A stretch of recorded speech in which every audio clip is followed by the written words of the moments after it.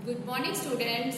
Today we will discuss the sixth chapter of history, बंदा Singh Bahadur and Sikh missions. आज हम बंदा सिंह बहादुर के बारे में, उनकी जीवनी के बारे में और उनके सिखों के साथ उनका सिक्खी में क्या योगदान था उसके बारे में हम पढ़ेंगे। जैसे कि बंदा सिंह बहादुर को पंजाब के इतिहास में एक गौरवपूर्ण स्थान प्राप्त है। गुरु गोविंद सिंह जी के साथ उनकी भेंट 1708 ईस्वी में हुई। इस भेंट ने उनके जीवन की जो दशा थी उसको बदल कर ही रख दिया। इस भेंट से पूर्व जो बंदा सिंह बहादुर थे वो एक बैरागी थे और उनको जो उनका जीवन था वो बैराग में व्यतीत कर रहे थे। किंतु इसके बाद गुरु गोविंद सिंह जी के आदेश अनुसार वे पंजाब आए तथा अत्याचारी मुगलों के विरुद्ध सैनिक कार्रवाई करनी आरंभ कर दी। गुरु गोविंद सिंह जी ने उसे सिखों के राजनीतिक नेता नियुक्त कर दिया। उसने अपने 2 वर्ष अल्पकाल में ही पंजाब के अधिकांश क्षेत्रों पर अपना अधिकार जमा लिया। इस प्रकार वह पहला व्यक्ति था जिसने पंजाब में सबसे पहले सिख राज्य की स्थापना की। उसने अपने विजित क्षेत्रों पर खालसाई विधि के अनुसार शासन व्यवस्था स्थापित की। उसने पहली बार शोषित व दलित जनता को उनका हक दिलवाया और उसका राज्य न्यायिक भेदभाव से रहित जन कल्याण की भावना से ओतप्रोत था। अब हम करेंगे इनका अर्ली कैरियर, इनका प्रारंभिक जीवन कैसा था, इनका बर्थ एंड पेरेंट्स। बंदा सिंह बहादुर का जन्म 27 अक्टूबर 1670 में कश्मीर की पूंछ जिला के राजौरी नामक गांव में हुआ था और इनके पिता का नाम क्या था? श्रीदेव जी डोगरा राजपूत। वे एक साधारण किसान थे।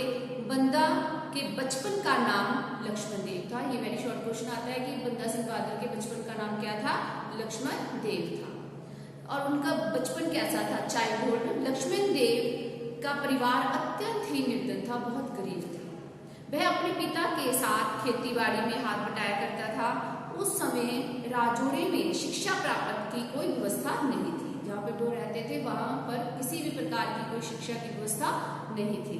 गरीबी के कारण उसके पिता उसे किसी दूसरी जगह शिक्षा प्राप्त करने के लिए भेजने में भी असमर्थ थे। अतः खेतीबाड़ी के काम में से बचे समय में वह तीर कमान खेलने के लिए, तीर कमान को सीखने के लिए उनका शौक था। वो जंगलों में चले जाते थे, घूमते थे, पशु पक्षियों के शिकार करते थे और शीघ्र ही एक अच्छा निशानेबाज बन गए। जीवन में मोड़, अब क्या है कि a turning point in the career. अब उनके जीवन में एक ऐसा मोड़ आया जिसको बंदा सिंह बहादुर लक्ष्मण दास के जीवन को बदल कर ही रख दिया। वो एक ऐसी घटना थी कि लगभग 15 वर्ष की आयु में वे एक दिन लक्ष्मण देव शिकार के लिए जंगल में गए। वहां उसने एक हिरनी को तीर मारा। वह हिरनी तड़फ तड़फ कर मर गई। जब लक्ष्मण देव ने उस हिरनी का पेट चीरा तो उसके पेट में 2 बच्चे निकले।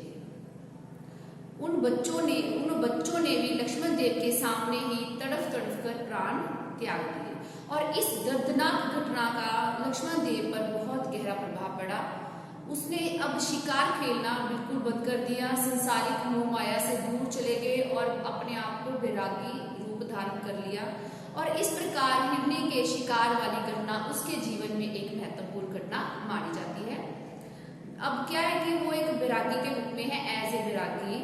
संसार से विरक्त होने पर लक्ष्मण देव जानकी प्रसाद नामक वैरागी के संपर्क में आए। अब जानकी प्रसाद से प्रभावित होकर उसने घर त्याग दिया और वैरागी बन गए। जानकी दास ने वैरागी परंपरा के अनुसार लक्ष्मण देव का नाम बदलकर माधोदास रख दिया। अब उनके बचपन का नाम लक्ष्मण दास था, जब वो वैरागी बने तब उनका नाम माधोदास बन गया। जानकी दास की टोली में भारत के भिन्न भिन्न स्थानों की यात्रा करते हुए माधोदास महागोदावरी नदी के तट पर स्थित नासिक नामक स्थान पर पहुंचे। वह इस स्थान के सौंदर्य से इतने प्रभावित हुए कि अब उसने यही रहने का निश्चय कर लिया। जहां माधोदास औगड़नाथ नामक योगी के संपर्क में आए। औगड़नाथ योगी तथा तंत्र विद्या में बहुत निपुण था। अब माधोदास ने शिष्य बनकर उसकी खूब सेवा की। औगड़नाथ से माधोदास ने तंत्र मंत्र तथा योग विद्या भी प्राप्त की। अब उनकी गुरु गोविंद सिंह जी से भेंट हुई जो क्वेश्चन है, ये पूछा जाता है कि गुरु गोविंद सिंह जी की माधोदास की या लक्ष्मण दास की बंदा सिंह बहादुर की मुलाकात गुरु गोविंद सिंह जी के साथ कहाँ हुई, तो ये और कब हुई। 1708 ईस्वी में 1708 ईस्वी में मुगल सम्राट बहादुर शाह गुरु गोविंद सिंह जी को अपने दक्षिण अभियान में साथ ले गया। वहां से गुरुजी नांदेड़ पहुंचे। वहां अपने श्रद्धालु सिखों के साथ वे माधोदास के आश्रम में उनसे भेंट करने के लिए चल दिए। अब अहमद शाह बटावली के अनुसार कि गुरु साहिब तथा माधोदास में रोचक वार्तालाप हुआ। माधोदास गुरु जी के व्यक्तित्व से इतने ज्यादा प्रभावित हुए कि वे उनके दास बन गए, उनके शिष्य बन गए। अब गुरु गोविंद सिंह जी के साथ रहे तो उन्होंने अमृत छका और पूर्ण खालसा बना दिया गुरु गोविंद सिंह जी ने उनको, और उसका नाम गुरुबख्श सिंह रख दिया। परंतु इतिहास में बंदा बहादुर के नाम से ही ये प्रसिद्ध है। अब बंदा बहादुर का पंजाब की ओर प्रस्थान। गुरु जी का शिष्य बनने के बाद, गुरु गोविंद सिंह जी के शिष्य बन गए, तो इसके पश्चात जब अमृत छक लिया तो बंदा बहादुर के जीवन में बहुत क्रांतिकारी परिवर्तन आया। जब उसने गुरु जी से मुगलों के अत्याचारों और गुरु तेग बहादुर जी की शहीदी और गुरु जी के पुत्रों के बलिदान के विषय में सुना तो उसका राजपूत खून खौलने लगा। इन अत्याचारों का बदला लेने के लिए उसने गुरु साहिब जी से पंजाब जाने की आज्ञा मांगी, तो गुरु जी ने उसको पंजाब जाने की अनुमति दे दी। उन्होंने उसे अपने तरकश में से 5 तीर निकाल कर दिए और कहा कि यदि तुम इन 5 बातों का पालन करोगे तो तुम्हें कभी भी मुसीबत का सामना नहीं करना पड़ेगा। वो 5 नियम क्या थे? सबसे पहले उन्होंने फर्स्ट नियम क्या था कि संयमी जीवन व्यतीत करना। दूसरा, सदा सत्य बोलना और सच्चाई के मार्ग पर चलना। और तीसरा, अपना नया धर्म ना चलाना, अपनी विजयों पर अभिमान ना करना। और 5वां, स्वयं को खालसा का सेवक समझना और वफादारी के साथ सिखों के नियमों का पालन करना। इस प्रकार बंदा के आदर सहित 5 तीर लिए और गुरु जी ने उसकी सहायता के लिए 5 प्यारों विनोद सिंह, काहन सिंह, बाज सिंह, दया सिंह और रन सिंह को अन्य 20 सिखों को उनके साथ पंजाब जाने का आदेश दे दिया। अब ये थे इनके मतलब जो पारंपरिक जीवन कैसा था, उनका जन्म, और उन्होंने अपना कैसे उनके जीवन में नया मोड़ आया, कैसे वो विरागी बने, और उसके बाद उनकी गुरु गोविंद सिंह जी से भेंट हुई और किस प्रकार गुरु जी के आदेशों का पालन करते हुए वे पंजाब की ओर निकले। अब है वो बंदा सिंह बहादुर के सैनिक कारनामे, उन्होंने कहाँ कहाँ पे कौन कौन से आक्रमण किए और कौन कौन सी जीत हासिल की। सोनीपत पर आक्रमण, अटैक टू सोनीपत। दिल्ली से पंजाब की ओर बढ़ते हुए बंदा बहादुर ने सबसे पहले सोनीपत पर आक्रमण किया। उस समय उसके साथ 500 सिख थे। आक्रमण की खबर सुनते ही सोनीपत का फौजदार, जिसे सिखों की वीरता के बारे में पहले से ही ज्ञान था, उसका सामना करने का साहस ना कर सका और दिल्ली की ओर भाग गया। सोनीपत को छोड़कर वो दिल्ली की ओर भाग गया। इस प्रकार सिखों ने बड़ी आसानी से सोनीपत पर जो था जीत प्राप्त कर ली और इस वजह से सिखों के उत्साह में बढ़ोतरी हुई। सेकेंड हो गए कैथल में शाही कोष टूटना। अब सोनीपत की विजय के पश्चात बंदा बहादुर समाना नगर की ओर चल पड़े। जब वह कैथल के निकट पहुंचे तो पता चला कि शाही खजाने को दिल्ली ले जाया जा रहा है। तो सैनिक उस खजाने के साथ भूना नाम का गांव में ठहरे हुए थे। तो बंदा बहादुर ने इस सुनहरी मौके को हाथ से न जाने दिया, तुरंत उस पर दावा बोल दिया और बंदा सिंह बहादुर ने मुगल सैनिकों से सारी धनराशि लूट ली तथा उनके घोड़ों को छीन लिया और लूट की राशि उन्होंने सिखों में बांट दी। अब थर्ड है, उन्होंने सुनाम, समाना और गुड़ाम की विजय प्राप्त की। शाही खजाने की लूट के बाद वह समाना की ओर बढ़े। समाना एक अमीर शहर था। गुरु तेग बहादुर को शहीद करने वाला हत्यारा था जलालुद्दीन, और गुरु जी के पुत्रों को शहीद करने वाला जल्लाद शाशलबाग और वाशल बेग भी इसी शहर में रहता था, समाना में। तो बंदा बहादुर उनसे बदला लेना चाहता था। 26 नवंबर 1709 में उसने समाना पर आक्रमण कर दिया। कई घंटों तक नगर की गलियों में युद्ध चलता रहा। 12 आवर्स के बाद 12 घंटे के भीतर ही 10,000 मुसलमानों को मौत के घाट उतार दिया। और नगर के सभी शानदार जो भवन थे उनको खंडन कर दिया। और समाना के में भाई फतेह सिंह की वीरता से प्रभावित होकर बंदा बहादुर ने उसे यह फौजदार नियुक्त कर दिया। इस विजय के फलस्वरूप उसे भविष्य के लिए काफी धन भी प्राप्त हो गया। अब नेक्स्ट उन्होंने अब समाना पर अच्छी विजय प्राप्त की तो वो कपूरी और सडोरा पर अधिकार किया। गुड़ाम के पश्चात बंदा बहादुर अपने सैनिकों के साथ कपूरी पहुंचे। उसने वहां के शासक कदम उद्दीन को पराजित कर मौत के घाट उतार दिया और उसकी हवेली को आग लगा दी। सडोरा की विजय भी बहुत इंपॉर्टेंट है। कपूरी को जीतने के बाद बंदा सिंह बहादुर सडोरा की ओर बढ़े। वहां का शासक उस्मान खां हिंदुओं का कट्टर दुश्मन था। अब वह अपनी वासनमयी कार्रवाइयों के लिए बहुत बदनाम था, तो उसने पीर बुद्धू शाह को तड़फा तड़फा कर मार डाला था, क्योंकि पीर साहब ने पंघानी की लड़ाई में गुरु गोविंद सिंह जी की सहायता की थी। सिखों ने उस्मान खां को आसानी से हराकर मौत की नींद सुला दिया तथा उन मुसलमानों का भी कत्ल कर दिया जिन्होंने पीर बुद्धू शाह का हवेली में शरण लिए रखी थी, और उस दिन से इस हवेली का नाम कत्लगढ़ी पड़ गया। इसके बाद उन्होंने रोपड़ पर आक्रमण किया, रोपड़ की लड़ाई। अब बंदा सिंह बहादुर सरहंद पर आक्रमण करने की तैयारी करनी शुरू कर दी, तो वह माचा और दुआबा के प्रदेशों से आने वाले सिखों का इंतजार कर रहा था। तो सरहंद के वजीर खां को जब सिखों के आने की सूचना मिली तो उसने मलेरकोटला के नवाब शेख मोहम्मद खां को उनको रास्ते में ही ठिकाने लगा देने की अपील की कि मतलब वहां पर ही उनको हटा दे, वहीं से उनको भेज दे वापस। वह अपनी विशाल सेना लेकर चल पड़ा। उसने रोपड़ में सिखों को रोक लिया। अब वहां दोनों सेनाओं के बीच घमासान युद्ध हुआ, तो सिखों ने बड़ी बहादुरी से लड़ते हुए मुगलों को बुरी तरह से हरा दिया, पराजित कर दिया, और उन्होंने शत्रु से की बहुत सी युद्ध सामग्री भी अपने कब्जे में ले ली। अब बंदा सिंह बहादुर जी के उद्देश्य के बारे में ज्ञानी ज्ञान सिंह अपनी पंथ प्रकाश में लिखते हैं कि तुर्की से बदला लेना है, इसके लिए गुरु जी ने मुझे भेजा है, उनका मैं गुलाम हूँ, वो मेरे गुरु है। सबसे इंपॉर्टेंट है जो इनका चप्पड़ चिड़ी की लड़ाई, सरहंद की विजय। इसका शॉर्ट क्वेश्चन भी आ सकता है। चप्पड़ चिड़ी के युद्ध का वर्णन करो, या सरहंद की विजय कैसे प्राप्त की उसका वर्णन करो, या ये लॉन्ग क्वेश्चन में भी आपको जितनी भी लड़ाइयां हैं वो एक लॉन्ग क्वेश्चन में भी आ सकती हैं। तो चप्पड़ चिड़ी की लड़ाई में क्या है कि रोपड़ की लड़ाई के बाद माझा और दुआबा प्रदेश के सिख बंदा बहादुर से आ मिले।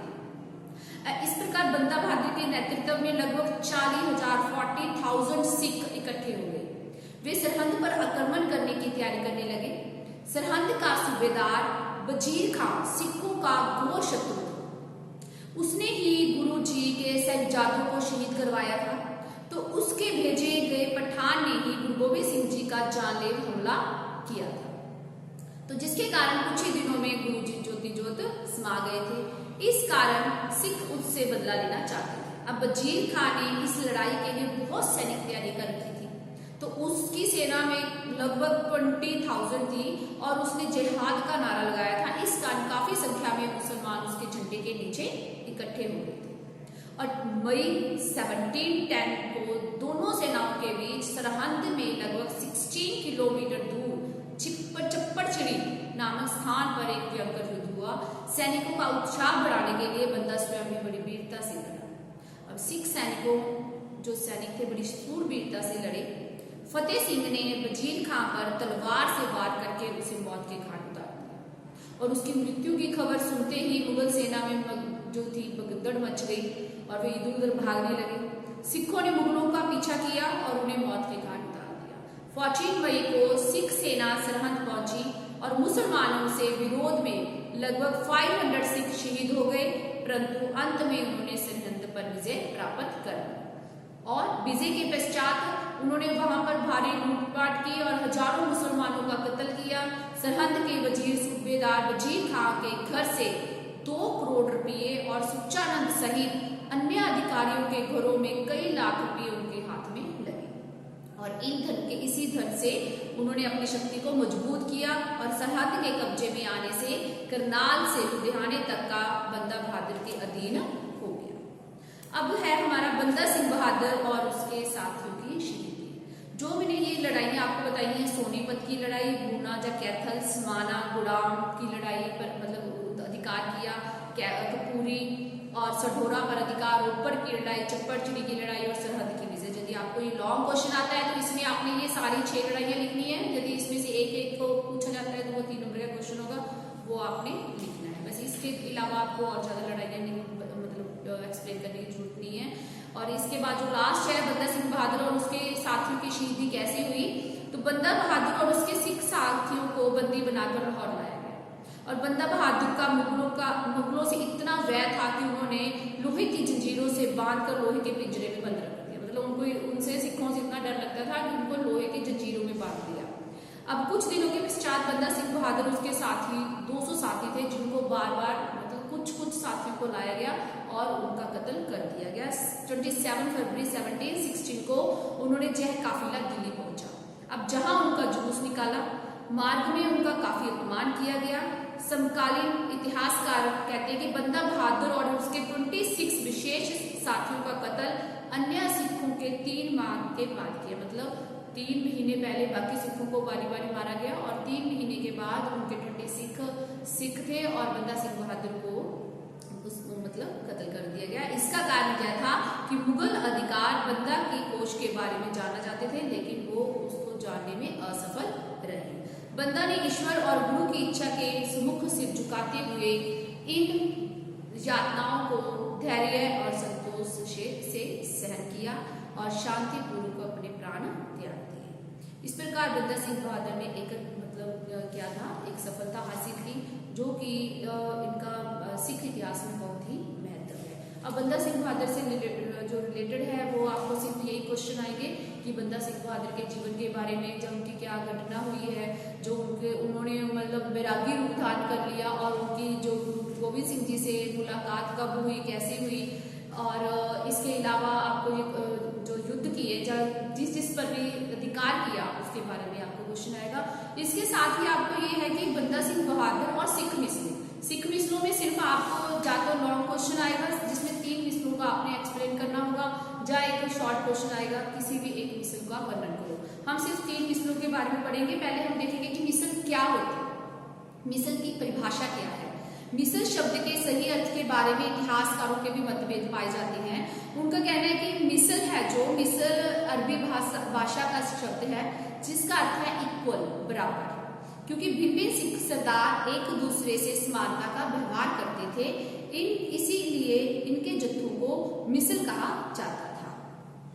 जब सभी जत्थों के सरदार अमृतसर में अकाल तख्त में इकट्ठे होते थे तो वे अपने अपने जत्थों की प्राप्तियों सभा के प्रधान को देते थे। मतलब उन्होंने क्या क्या हासिल किया।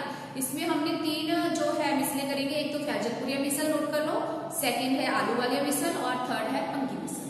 फैजलपुरिया मिसल के बारे में सबसे पहले तो ये आएगा कि फैजलपुरिया मिसल सबसे पहले स्थापित होने वाली मिसल थी। तो पहली मिसल कौन थी? फैजलपुरिया मिसल। और इसकी स्थापना किसने की थी? नवाब कपूर सिंह ने। उसने अमृतसर के पास फैजलपुरिया नामक को एक मुस्लिम जिम्मेदार फैजल खान से छीनकर उस पर कब्जा कर लिया। उसने इस गांव का नाम सिंहपुर रख दिया, इसलिए इस गांव का नाम फैजलपुरिया या सिंहपुरिया पड़ गया। अब इसके नवाब कपूर के बारे में यदि कुछ लिखना है तो नवाब कपूर सिंह प्रांगना शेखपुर के गांव कुलुक्कू के एक साधारण जाट परिवार से संबंध रखते थे और उनका जन्म 1697 में हुआ था। अब जब मतलब नवाब कपूर सिंह के बाद दूसरे कौन बने? खुशहाल सिंह, और खुशहाल सिंह के बाद बुद्ध सिंह बने। अब सेकेंड है हमारी आलूवालिया मिसल। आलूवालिया मिसल की स्थापना जस्सा सिंह आलूवालिया ने की। उसके पूर्वज आलू नामक गांवों से संबंधित रखते थे, इसी कारण इस मिसल का नाम आलूवालिया मिसल पड़ा। और आलूवालिया मिसल के जो फर्स्ट संस्थापक थे वो थे जस्सा सिंह आलूवालिया।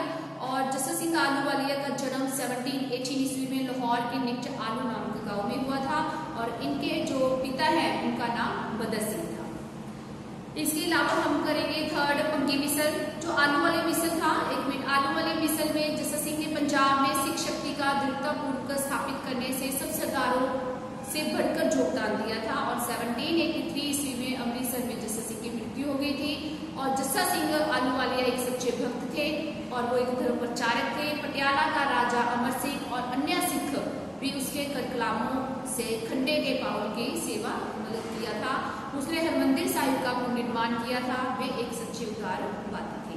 और जस्सा सिंह के बाद भाग सिंह इसके उत्तराधिकारी बने और उसके बाद फतेह सिंह। नेक्स्ट है हमारी पंगी मिसल। पंगी मिसल पंजाब की श्रेष्ठ मिसलों मिसलों में से एक है। इस मिसल का संस्थापक छज्जा सिंह था। उसका अधिकांश सदस्यों को भांग पीने का बहुत आदत थी, मतलब जो इसके सेवक थे वो क्या पीते थे, भांग पीते थे, इसलिए इसको भंगी मिसल का नाम दिया गया था। इस भांग पीने की आदत के कारण इसको नाम भंगी मिसल पड़ा था। और इसके जो संस्थापक थे सबसे पहले छज्जा सिंह और भीम सिंह थे, उसके बाद हरि सिंह, चड्डा सिंह और जो थे गड्ढा सिंह थे, जो इसके मिसल के संस्थापक। जो मिसलें थी बेटा वो तो डिटेल में है कि सिख मिसलें थी, वो 12 मिसलें थी। फैजलपुरिया मिसल, आलू वालिया मिसल, रामगढ़िया भंगी मिसल, शुक्रचरिया मिसल, कन्हैया मिसल, फुलकिया मिसल। ठीक है, तो ये हमारी हो गई मिसलें। और ये हमारा जो बंदा सिंह बहादुर वाला चैप्टर है वो हमारा कंप्लीट हो गया है। बस इससे रिलेटेड में मिसल से रिलेटेड बेटा आपको सिर्फ एक ही क्वेश्चन आएगा, या तो आपने 3 मिसल्स के बारे में बताना है, या किसी भी एक मिसल को एक्सप्लेन करना है, या वेरी शॉर्ट क्वेश्चन